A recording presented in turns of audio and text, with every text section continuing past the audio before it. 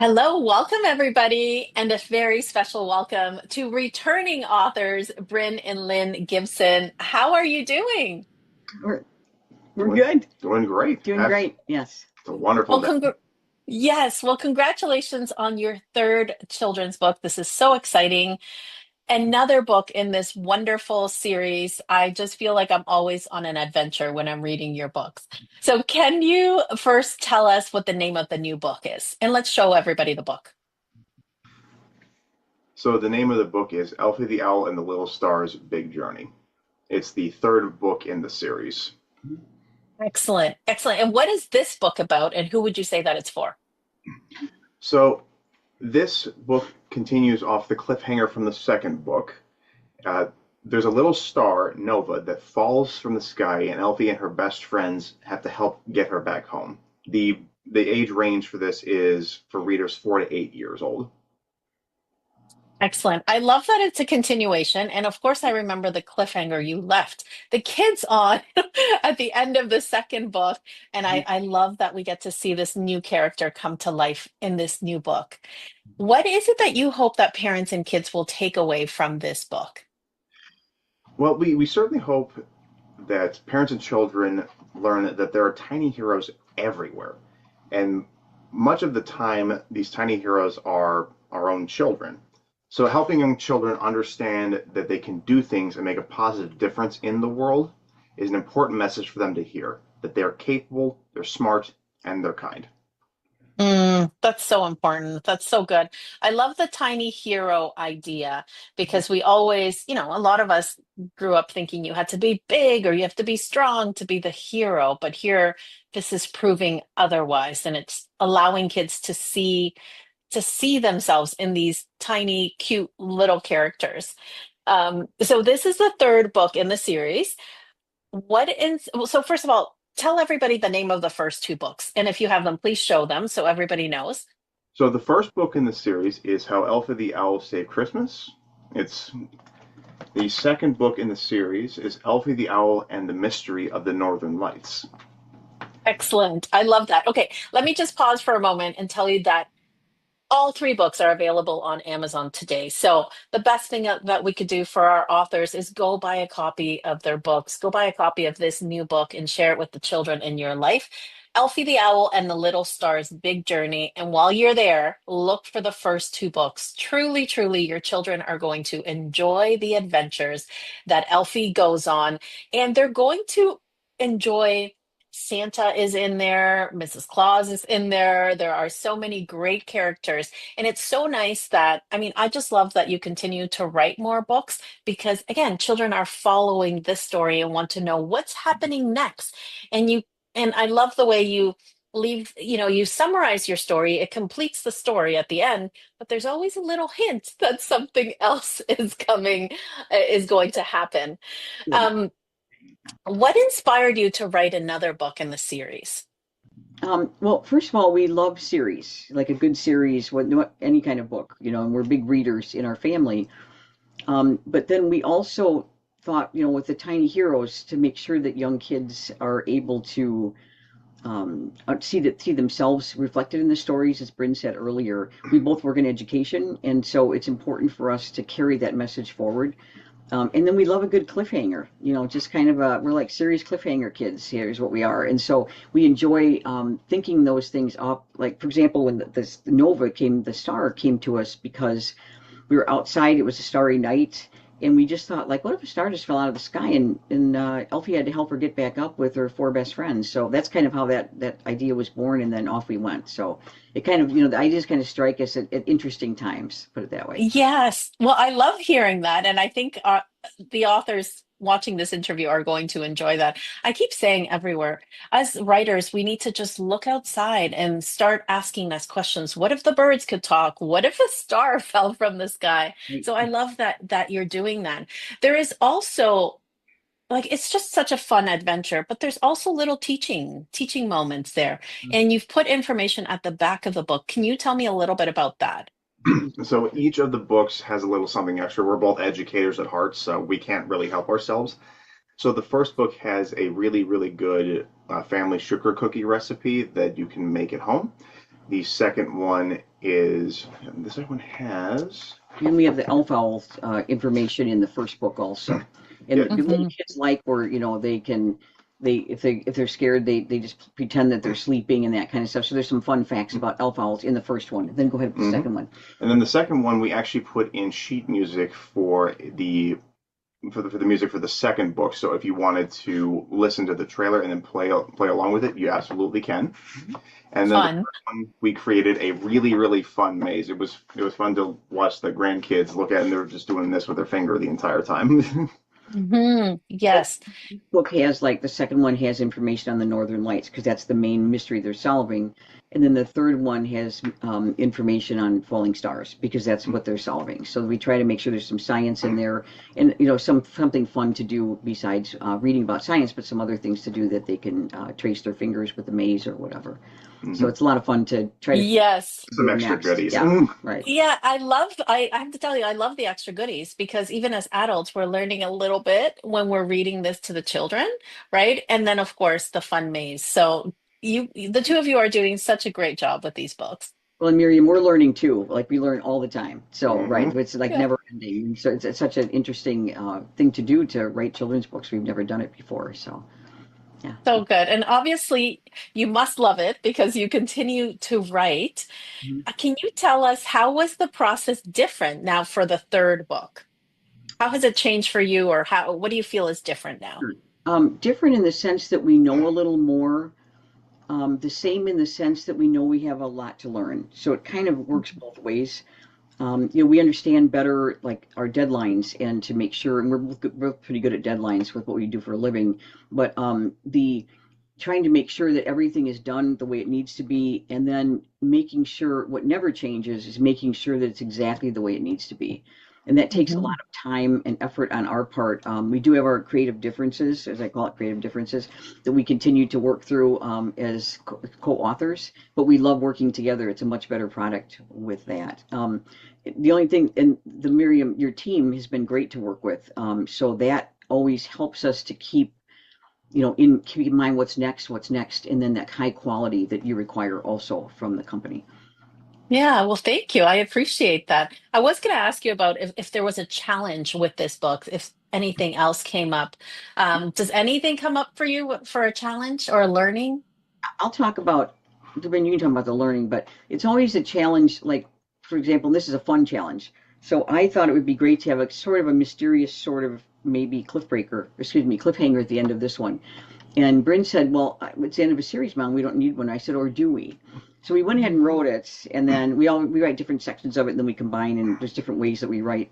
So the fun challenge of this one was fitting in a cliffhanger so that we can always come back to it, to the book, Mm. and restart it if we decide we want to, or not. So that was one of the fun challenges. How about a challenge that you had for this book? Oh, this is a good question. So probably the biggest challenge that we had was making sure that the story was both coherent on its own while also showing it as Yeah. a piece of a larger series. So most people often picture inspiration arriving as like fully formed, but for when it actually hits the road, it's a bit more messy. Because for instance, like we had scenes that we loved, fun characters that we wrote, and moments that were really powerful on their own, but we had to remove them because they didn't connect to Oh, the story as a whole. Now it's good advice to keep those aside because those could be a story all by right. themselves. So it was like putting together a puzzle without knowing what the picture was supposed to look like. So that was probably Hmm. the biggest challenge. Oh, I love how you share that because I know authors, as soon as they write one book, a lot of them want to write the second one in the series, and making sure that it stands alone is important, but that it's also a part of the series. So I like that. And I also really appreciate you saying that whatever's taken out, put it aside because that could be a story in the future. For Oh, sure. so good. Save your Look notes. at look at the two of you. I'm so proud. Such experts now. Let's talk about your illustrators and the illustrations. What was it like to work again with your illustrator? So thankfully, we had the same illustrator for the first two books because we wanted to keep a consistency throughout the series. Catherine Worsley from the United Kingdom, and she has been nothing but a delight to work Delightful. with. She's very good at putting our words into illustrations, and also she's very timely with her work. So we get the Mm, best of both worlds. So we really couldn't ask for more when it comes to Catherine Worsley or Advocate Art. excellent, excellent. Sorry, I said illustrators because I thought I saw a photo of two people, but on the back cover. Yeah, the other one is the person who took our photography, The took our photographer. picture. Oh, I see, I see. Well, good for you for crediting them in the book and adding their photo also. Okay, that makes more sense. So, what does it feel like now having your third book out in the world? I don't know. I'd say it's quite lovely and amazing. It just feels like such a different world that we're actually still not real used to. We're working on it, but we're It's hoping getting to there. get It's much getting more used to. Like this is just what we do, and it's we decided a few years ago to get started on this together, and the fact that we're still doing it because we love doing it, so we're going to keep doing it. But it's just amazing to have it in the world and to see to watch young kids go ahead and read our books. It's such when we do it like a book reading or whatever at Barnes and Noble. It's so neat to see them understand that. The other thing is that the Elfie's four best friends are our grandchildren, and they Mm. designed the stocking hats that are in there. It was very interesting. We had a great time with them getting those designed because they're young kids. And so it was really fun to do that part of it too. So what's really neat about it is just to have another children's book out there with people we love in it and stories that we love, and it's out in the world. So we've enjoyed. Yes. Well, that's fun. Are they old enough to understand that grandma and uncle are authors? They're getting there. They're pretty young right now. They're Okay. like at 7, 6, 5, 4, so they're not quite 4 yet even. And so I don't think that they see that. One of them said, "Well, my school wants me to bring the book in." So we'll see how that goes. But I don't know that they're understanding that quite yet. But they're having a ball with us, helping to create them and helping with designs and that kind of stuff. So it's really fun. Oh, that's fun.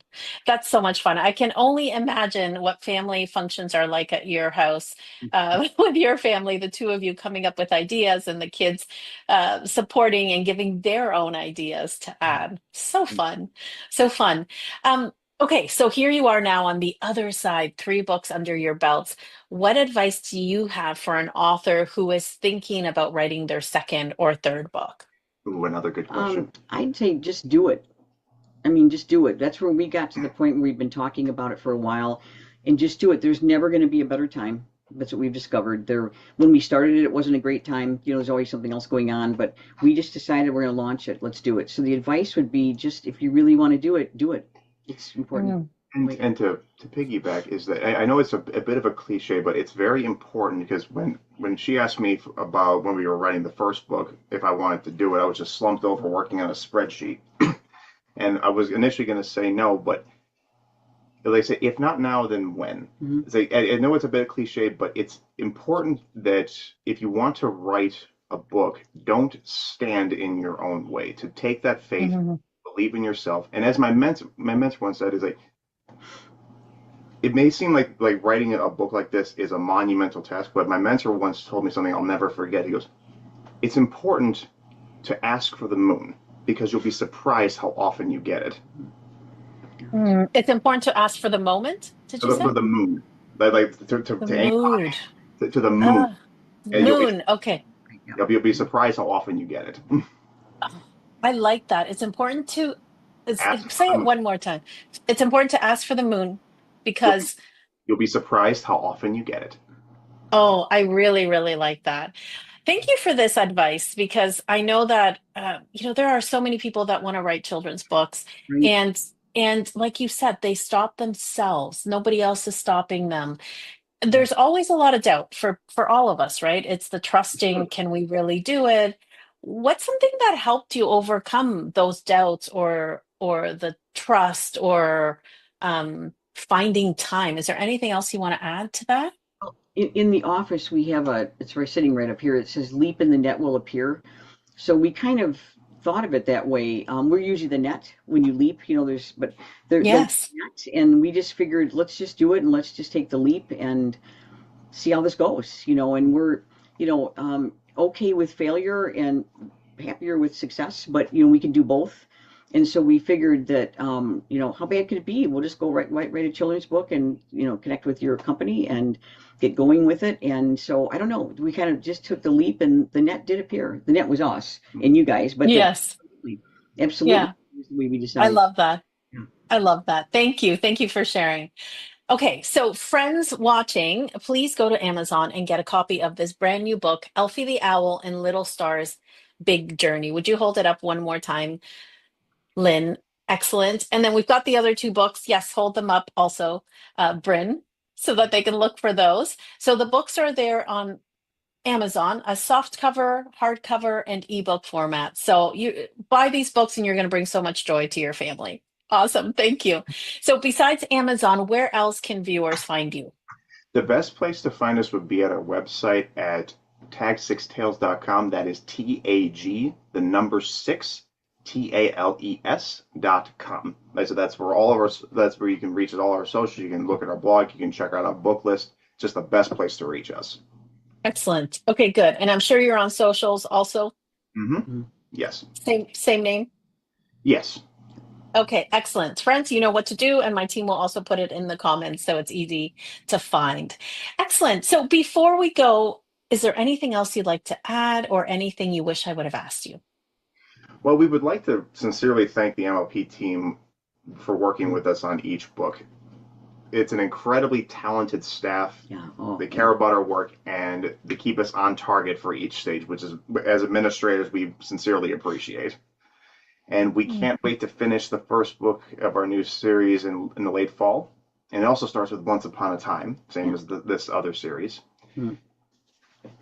And then the only other Excellent. thing, I don't know if you have anything else you want to say. No, No, that's okay. pretty much what I got. And then each book is dedicated to different people, and this one is dedicated to my 6 kids. And just as I say to them, I appreciate you guys teaching me that there's magic everywhere as I was raising them. So it's very cool to have the dedication. Is a lot of fun to write, and we try to figure out who it's to. And this year, this time for this book, I said to Bryn, I'm going to dedicate to you kids. So he's one of the 6 kids. So right, they're grown. I love that. I say kids, people are Yeah. like, who are they? They're grown. So anyway, yeah. Okay, So I love that. Love that. Okay, one very last question, because I'm just so curious. What is the best part of being an author for you, for each one of you? What have you seen in the last couple of years, or a moment that stood out, or just what is the best part for you? well, I'm pretty sure you're going to say working with your mom, right? I'm pretty sure That's already sure implied. that he's going to say that. So anyway, so go ahead. So the best part about it is I've always been an avid. I've always loved stories, and I've always found that creative pursuits actually bring about the best purpose in life.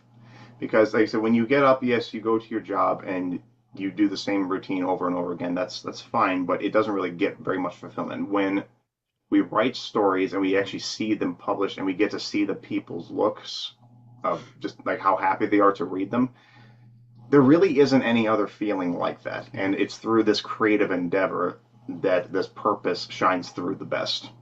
Thank you. Thank you.